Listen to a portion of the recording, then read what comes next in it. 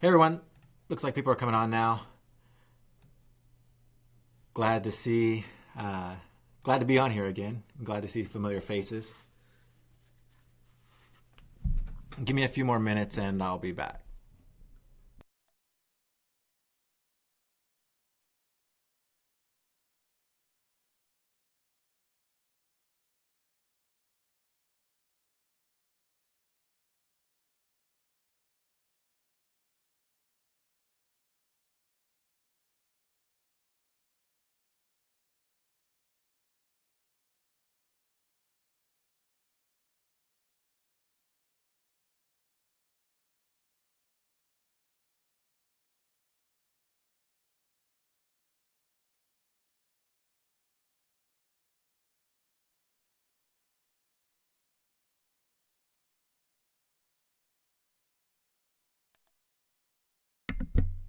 All right, guys, I'm back now. Let's go ahead and if you guys can hear me, can you guys say something in the comments? Can you just put like a one or a two or a hi or whatever you want? Just something in the comments to let me know that you hear me.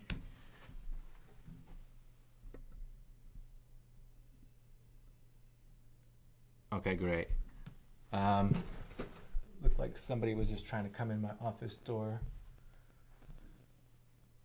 So give me a second so that we're not interrupted. One more second. Just want you guys say where you're from. Comment where you're from in the comments while I make sure that we're not going to be interrupted.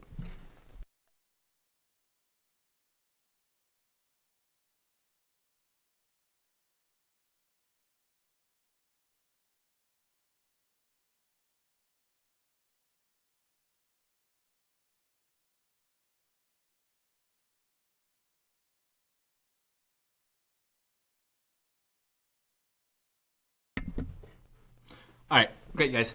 Glad to be here today. We're going to talk about Facebook audiences. We're not going to really talk about targeting specifically, although that's what audiences kind of overlaps with.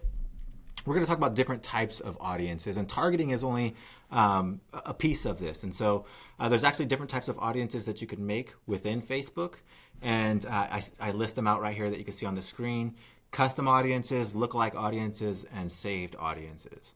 And so I want to go over each one of these and look at them really, really good in detail. Make sure you guys understand what each one is, and hopefully understand when you would be using each one of them. Does that make sense, you guys?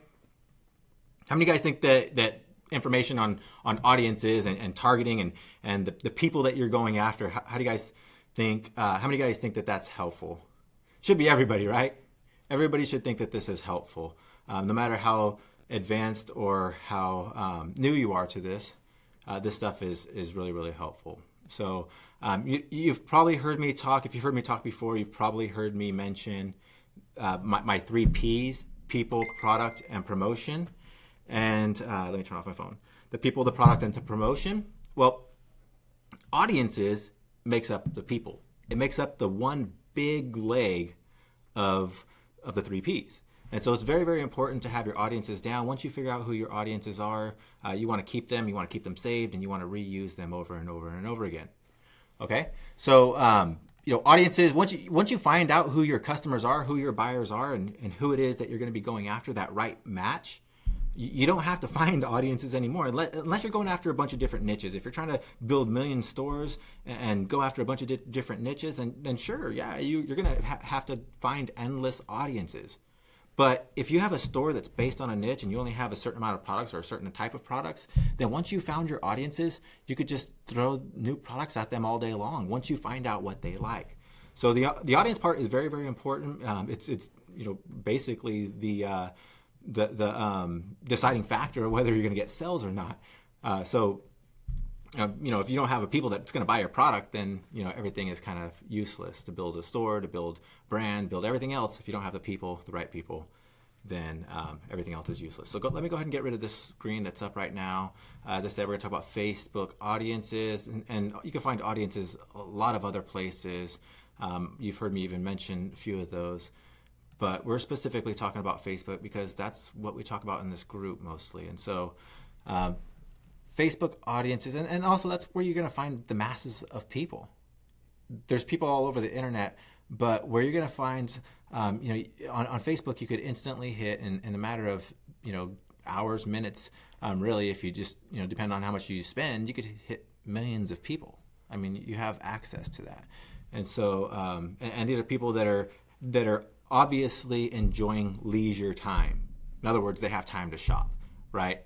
You can find people elsewhere, like say LinkedIn, right? People on LinkedIn, they're making business connections. They're not going to look like they really don't want to buy there, right? On YouTube, they might be looking at how-tos or watching music videos or whatever. They're not really looking to buy products. They might not even be paying attention to the video to catch the ad, although there are very, very useful ways of using YouTube.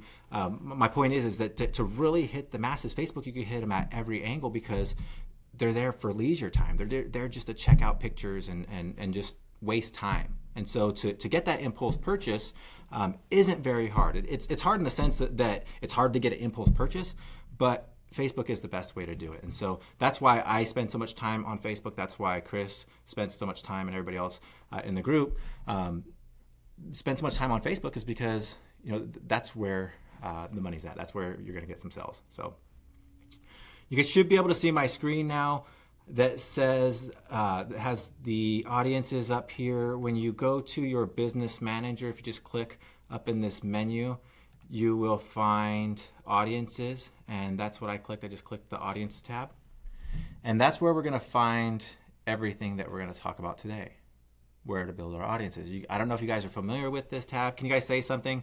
If you guys, if you've ever came over to the audiences tab in your business manager and created an audience, can you guys put that in the comments? Just let me know. I'm kind of interested in how many people have actually came to the audiences tab. I'm not talking about making an ad or making an audience within your Power Editor or Ads Manager when you're creating your ad, but actually came to the audiences tab right here.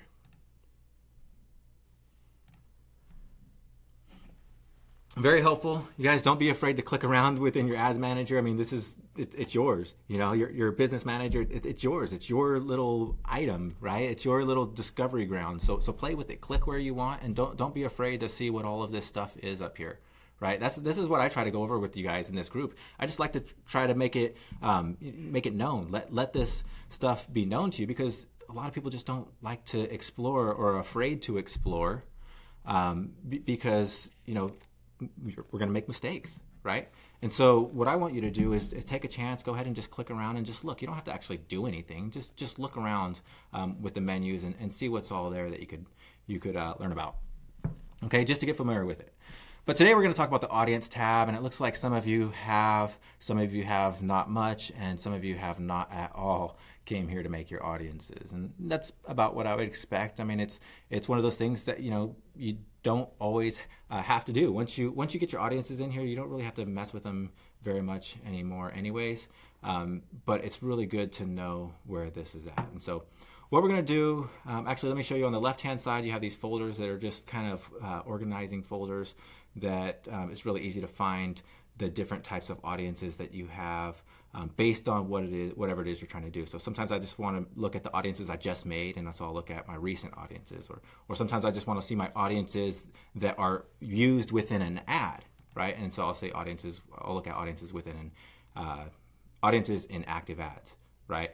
Or sometimes I might want to see audiences that are ready to use, because if you see, where's the other one at? There's some that are, all audiences. There's some right here that are not ready to use. And so you'll get some warnings to where you sometimes don't have, like you have audiences, but you can't use them. They're built, but there's nothing really there. And so you get these red errors. Sometimes you just want to see the ones that are active, or you want to see the ones that are not active so you can figure out why they're not active, right? So again, these folders on the left-hand side. Don't be afraid to click around. Shared account or shared audiences. Audiences shared to this account, and audiences shared by this account. So say this audience right here, term 2, I don't know what it is. It's aviation, I guess. It's just a sample audience probably. And it's a saved audience that I may, actually I can't do that one. I can't take a saved audience. I have to take a custom audience. Let's see this one. A custom audience, you could actually click share and share it with another account. one of your other ads accounts. That's very, very helpful for somebody like me. I was in the, I'm in the outdoor sporting goods niche, but I'm also, I'm in a lot of other niches that kind of overlap that. And so like one of them is survival niche. And so sometimes I want to share my survival audiences with my outdoor ads account, and vice versa. I might share it from my outdoors account to my survival account, right? And so shared pixels, it's good to see which ones are being shared. And as you grow your brand, you'll be looking at this stuff maybe a little bit more, but not too often. It's just, again, I want you to be aware that it's there. Okay, cool stuff. Okay, let's see. Let's talk about the different types of audiences. Let's just start at the top and then work our way down. Okay, I don't have any slides for any of this today. A lot of times I do these webinars or live feeds, and I have slides that make it a little bit easier to remember, but I'm just going to kind of use Facebook itself as my slides, right? Just go straight down. I'm going to click on create audience, and then there's these 3 different options of audiences that you can create, right?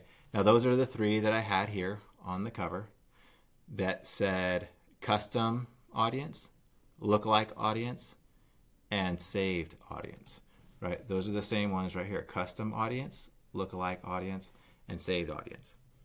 So that's what we're going to be looking at today for the rest of this webinar, is these different types of audiences, when you would want to use each one. I'm going to give you kind of some just my thinking on it, and then let's see. So what each one is, how to use each one, how to create each one, when you're going to use them, and just some helpful information around them. Okay? So let me hear if you guys, so custom audience is number 1, lookalike audience is number 2, and saved audience is number 3. You guys put it in the comments. If you've used all of them, then put 1, 2, 3. I just put 1, 2, 3 in the comments. If you've used custom audience, put 1. If you've used lookalike audiences, put 2. If you've used saved audiences, put 3. If you used all of them or whatever ones you use, just put that number. Just, it's helpful to see what other people are doing too, because this kind of encourages other people, right? There's a lot of people in this group. There's, let's see how many people in this group now. 15,000 almost, 14,985 people in the group, right? So it helps other people when they see what you're doing too, because it gives them, the confidence to step out and do the same thing.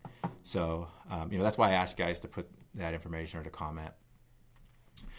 So great. So let's start off at custom audiences. Custom audiences are audiences that you build yourself from data. So custom audiences and lookalike audiences are built from data that you somehow have acquired. I'm using that really loosely right now. We'll actually look at the exact definitions here in a minute. But that's how these two differentiate from saved audiences. Saved audiences are going to be built kind of like targeting audiences, audiences with interests and demographics and things like that. So custom audiences come from, say, like a pixel or from your MailChimp list or other things. Lookalike audiences from custom audiences, and then saved audiences are built from Facebook targeting information. And so we'll talk about each one of those more in depth here in a second. I just kind of wanted to give you an overview of these 3 real quick and what separates these 2 from this one down here. Okay, cool. It looks like, just looking at the numbers, it looks like that a lot of you guys are actually stepping out and making saved audiences. That's a really good thing. I see a lot of number 1s, so there's a lot of custom audiences. That's awesome. I see a few number 2s, so not many people using lookalike audiences. Lookalike audiences are, if you guys have gotten sales, here I'm going to give you guys a tip. All of you that are saying 1 and 3, if you've gotten sales from 1 or 3, then you need to be using lookalike audiences. Make lookalike audiences of your data. There's different ways to do that. We'll talk about that here in a second. But you need to be using lookalike audiences. Lookalike audiences are what's really going to give you the ability to create long-term campaigns and create a sustainable store. Okay, they're highly undervalued, I believe, and I've been using lookalike audiences since they very first came out over 2 years ago, and they just keep getting better. So they're highly valuable. Okay, so let's start with custom audiences and look at what those are and how can we use them. So if you click on create audience and then custom audience, there's 4 different options that you can use. And Facebook gives us, I'm just going to actually read the description up here. That's kind of helpful for all of us, I guess. How do you want to create this audience? Reach people who have a relationship with your business, whether they are existing customers or people who have interacted with your business on Facebook or other platforms. So a minute ago, I was trying to explain it as like you possess this data. Well, Facebook describes it in a way that it's people who have a relationship with your business. Okay? So you're going to create custom audiences. So remember, there's custom audiences, lookalike audiences, and saved audiences. Custom audiences are created from people who have a relationship with your business. Okay? So, 1, you can have a customer file. A customer file to match, use a customer file to match your customers with people on Facebook and create an audience from the matches. The data will be hashed prior to upload. So in other words, if you have a list of customers and you have their email addresses and their phone numbers or any other information that could link them to an account on Facebook, if you have this information, we're going to look at what that can be in a minute, you can use that information to create an audience that you could then target on Facebook. So if somebody buys a product from you and they give you their email address, which you're going to because you're using Shopify and they're just going to put in their email address because they have to, so when you get customers that are buying from you and you're getting their email address, well, you could come over here and create a customer file that then allows you to target them on Facebook. Now you might be asking, well, Robert, I'm finding these people on Facebook in the first place. Like, why can I just target them the old way rather than making a customer file? Well, customer files are going to allow you to make lookalike audiences as well. So customer files are really important. And also they allow you to reach your customers with a bunch of different products as well. So customer files are very important. Let's just go ahead and click it and open it up and see how we can create customer files. This is what I do a lot when I create my custom audiences. I actually manually copy and paste the data. I'll go over to my Shopify store and say somebody bought a fidget spinner. Those are really popular right now. A matter of fact, I shared the Bluetooth fidget spinner in the group the other day, and you guys all said you've seen that one before. But let's just say I had a group of buyers for the Bluetooth fidget spinner, and say I had a fidget spinner store that had 25 different fidget spinners, but only one of them was a Bluetooth fidget spinner, and I wanted to make an audience of only those people who bought that Bluetooth fidget spinner. Well, I would go into my Shopify store. I would sort through the orders by the product that they purchased for the Bluetooth spinner, and then I would copy the audience information, or excuse me, the customer information, and I would paste it right in here. And this is the information that you can upload. You can upload emails, phone numbers, mobile advertiser IDs, first name, last name, postal code, city, Facebook user ID, age, gender, year of birth, date of birth, country, state, province, Facebook page user ID. Right? You could upload all of this information and create audiences out of it. Now, you can't just upload a gender, like just female, the letter M or F, and just upload that and make an audience of that. It doesn't work that way. You have to use, let's see if this gives me information. I like clicking on these. I'm going to be clicking on these helpful links throughout this webinar because I want you guys to get used to doing that too. I really want to stress that. Every time I do one of these webinars, I'm almost always linking or coming over here to this business help page, the Advertiser Help Center, because it's so useful. I mean, I come here all the time. I spend a lot of time reading this stuff. So you should get used to it. And just like any other thing, you're not expected to remember everything, right? It doesn't matter if you're an engineer at NASA, you're not expected to remember all of the physics involved. You have to utilize the resources available, books and the internet, to try to figure stuff out. Same thing with Facebook advertising, right? Or marketing or running a business. You're not expected to remember everything. You just got to remember where to go to find the everything, the information. And so that's what Facebook That's what this Advertiser Help Center is for. Is it gives you a place to go find the information that you need. So very, very helpful. And so customer data preparation, best practices. I'm not going to look at all of this, but it gives you a whole page of how to prepare your data. So spend some time on that if you want to. But to be straight up, what I do for this right here is I just copy the email addresses. That's the only one I use. I'll just copy the email addresses of all the people that bought my Bluetooth fidget spinner, and I will click right here, paste that data, and I'll paste that data in there, and I'll name my audience, and I'll hit next, and now I have an audience of people who bought my fidget spinner, my Bluetooth fidget spinner. And guess what I could do with them, you guys? I could create a lookalike audience. Now, I'm not going to do that yet because I want to go through the rest of the custom audience stuff, but I could create a lookalike audience of people. So an audience that looks like the people who bought my Bluetooth fidget spinner. So if I had 200 people that bought my Bluetooth fidget spinner, I could create a custom audience of them, and then I could create a lookalike audience of those 200 people, which will give me at least 2 million people. And it's going to be the 2 million people, at least, minimum, on Facebook that are most like the original audience, which would be the audience of Bluetooth fidget spinner people, buyers. Right? Does that make sense, you guys? Does that make sense? I think you guys are getting that one. It's very, very straightforward, and honestly, it's very, very powerful. This is stuff that you guys need to be using. Okay, I wouldn't even call this advanced stuff. I would call this maybe intermediate, but even beginner intermediate. Just getting familiar with these is beginner intermediate.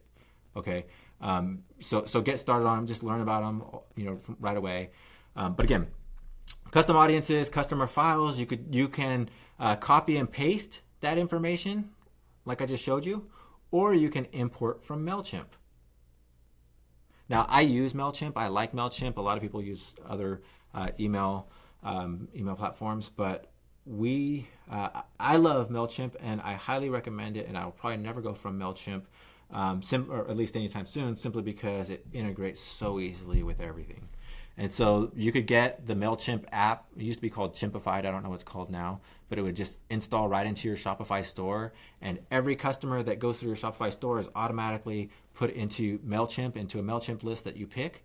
And the cool thing about it is it tracks what products they purchase. It tracks all the purchase information. You can look inside your MailChimp account and see the information or segment your list based on the purchases and the behaviors on your Shopify store. Now, if that doesn't mean anything to any of you guys, or to some of you guys, let me explain what MailChimp is. MailChimp is an email service that allows you to send out bulk emails to your email list. Okay, so I think there's been a few webinars that have talked about emails before. That's not what this is about, so I'm not going to spend too much time on it. I just say that I like MailChimp for my email services because one, it connects easily into Shopify, and two, it connects easy right into Facebook. It's the only option here, right? It's the only option for creating a custom audience of customers from an email service. MailChimp's the only one, and so I like it for that reason. Because what you could do then is that when somebody buys from your store, you can pick the list from that store in your MailChimp account and then create an audience of those people, right? So I'm not going to run through that one because it's really simple. I'd have to log into my account and show my lists and all of that, and I'm not going to do that. But it's really, really simple to do. If you have a MailChimp account, I recommend that you start at least building your main customer list with it. Okay? You guys following along? You guys like it so far? Okay. Custom audiences, that was just customer file.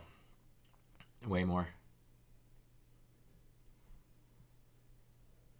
How do you want to create this audience? Oh, wait. We already went over that spot. I thought I clicked this. Okay, website traffic. Create a list of people who visited your website or took specific actions. Okay, so customer file was a file from data, so a copy and paste file or a file from MailChimp of your customers that was, it was data that you collected. Website traffic is different in that you're going to create an audience based on the actions that people took on your website. Let me move this over here real quick. I want to see what shows up when I click that. Okay. Okay, we're good. I have other people's ads accounts in here, and so I always want to be careful that I'm not showing their information. I work with a lot of different people. Okay, so when I click custom audiences and create audience, custom audience, we looked at customer file, there's website traffic. You're going to click there, and you could build an audience off of people who visited your website or visited certain pages on your website and not other pages. Let me show you what I'm talking about. So you could create an audience. You're going to choose a pixel. So you have to create this audience. You have to have a pixel on your store, which you guys should all have a pixel on your store already. You should have already went through that. You're going to pick the pixel that you have associated. You probably only have one. I have a million of them. But you're going to pick the pixel. You are going to create an audience from that pixel or the traffic that was that hit that pixel. So you have this little thing, this little piece of code that's called a pixel. You guys should already understand this. You have this little piece of code on your website that's called a pixel, and whenever people visit a page on your website, it triggers that little piece of code and tells Facebook, hey, somebody visited this page, or hey, somebody bought this product, or hey, somebody put this or added to cart, right? It relays back that information to Facebook via this pixel, okay? And so what you can do now is you could create an audience from the people who have done any of those actions, any of the actions that are associated with the pixel. Let's see. So the Facebook pixel, that is the source of traffic, okay? These are helpful pieces of information. I recommend that you guys hover over these all the time to learn. Website traffic is choose how you want to add people to your audience, include all of your website visitors, or create rules that only add people to people who visit specific parts of your website. Okay, so you could pick how you want to target them, and right here it says anyone who visits your website. So this is now you got your pixel on your store. So anybody who hits any page on your website, you could create an audience from all of them. And you could do it within, it used to be 180 days. Yeah, 180 days maximum time. So you go back 180 days if you want. I recommend having a few different audiences for each one. I don't do this for all of them, but I do test them for all of them. And the reason why is you're going to find different results with different audiences that you create. And so I typically will have a 180-day one, and I'll save it and I'll create audience. And then I'll do a 30-day one, and I'll name it and create audience. And then I'll do a 7-day audience. And the reason why is because these audiences, not only can you create lookalike audiences of them, but you can create, you can retarget them, right? You could now show them ads on Facebook, right? Based on the action that they already took, because now they're audiences in your account, right? So people who visited a certain page, so these are people who visit my whole website. So I create those 3 different layers of audiences or time frames. The reason why is because most people are going to buy within the first 70 days, but some people will buy way out, right? But up to 180 days, people typically aren't going to buy. But I will have a 180-day audience because that'll allow me to retarget those same interested people later on with different products up to 6 months, right? So they might not be buying the product that I'm showing them right now, which is the people that I want in the 7-day audience, the people that are highly interested, but they might buy that product later on, or might buy a different product later on. So I keep them in my 180-day audience, if that makes sense. Okay, we could go way in depth on some of this stuff, you guys. I'm trying to keep this as simple. I'm trying to I want to make sure that you understand every little aspect of this, just in the general sense. So we can't really go way in depth on the logic on a lot of this stuff. That's for another time. You can include past website traffic, which I always do. right? I mean, if you have a pixel on your store and you've never created audience, maybe you've never done these audiences before, and you want to go back and do that because maybe you've been running your store for 6 months and you want to create an audience off of it now. You're like, man, I should have done this 6 months ago. No, you could do it now. Just click include past website traffic, right? And then it'll get everybody from the past 6 months or the past 7 days or whatever it is that I choose. Sound good? Okay, so let's look at, you got your pixel chosen. Okay, let's look at the different options that you have here. You can do anyone who visits your website. So this is just anywhere on your website. This is, I use this one the least, I think. I'm just trying to think of it off the head. I think I use this one the least. I do use this when I create an audience of people who visited my website, and I'll create a lookalike audience of it, but I won't target them very often. The reason being, it's almost useless. If they visited every product on your store, then I can't really get precise. It's really, I guess it really depends on what your store is. I'm thinking about my stores, and so if you have a very niche store, that's focused on one specific niche, you might use this a little bit more than I have. These are the fidget spinner store, right? You have the fidget spinner store that has all the fidget spinners on it. You're going to retarget everybody that hits any page. You don't really care because you're selling fidget spinners, right? Versus me, where I have an outdoor store, but I might have people that are hikers, but not fishers, right? Not fishermen, right? And those people aren't, the ones that are going to camp with a tent, right? And so I have all these different types of audiences. And so when I have an audience like that or a store like that, then I don't so much want to use anyone who visits your website because, I might be targeting them with a fishing item, and that's only a small piece of everybody who visited my store, right? Make sense, you guys? So that's the when and how of that one, or the logic behind that one. You could target people who visited specific pages on your website. And so that's the one that I like to do most often. Actually, I use custom combination most often, but it makes up this one. People who visited specific pages. So say I had, let's use the Bluetooth fidget spinner as an example again. Say I have a bunch of fidget spinners on my store, but I wanted to target people who only visited the one that was the Bluetooth fidget spinner. And so I take the keyword or the page, I choose the page for the Bluetooth fidget spinner, put in the keyword Bluetooth, because that's going to be in the URL. Make sure it's a word that's in the URL of the product. And I create the audience from that, right? Or you could use the URL contains, the URL does not contain, and URL matches regular expression. So you could use actually these different options. So say I wanted to make an audience of everybody who visited my store, but didn't visit the Bluetooth fidget page. Well, then I could put URL does not contain, right? Now you're most likely going to use that one in a custom combination, which I'll show you in a minute. How do I get back to where I was going? Up here. Custom combination. So I'm going to show you that here in a second. That's the one I use the most, but I want to show you kind of what each one of these are. People visiting specific web pages, but not others, which is another one that I use often. So you could put Bluetooth. URL does not contain Bluetooth, but does contain everything else. So now they didn't Bluetooth or visit the Bluetooth.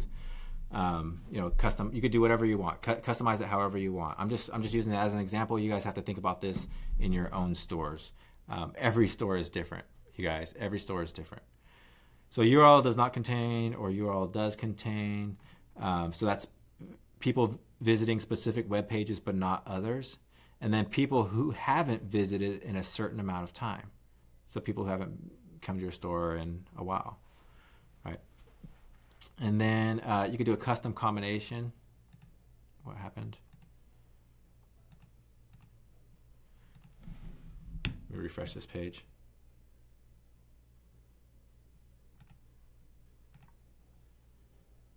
Okay. You could do a custom combination. And the custom combination is actually even cooler because remember, this is off your pixel. So you could do, I wonder if it's not going to give it to me on this account. I think we're doing website traffic only. Let me cancel this. Before I jump ahead, I haven't done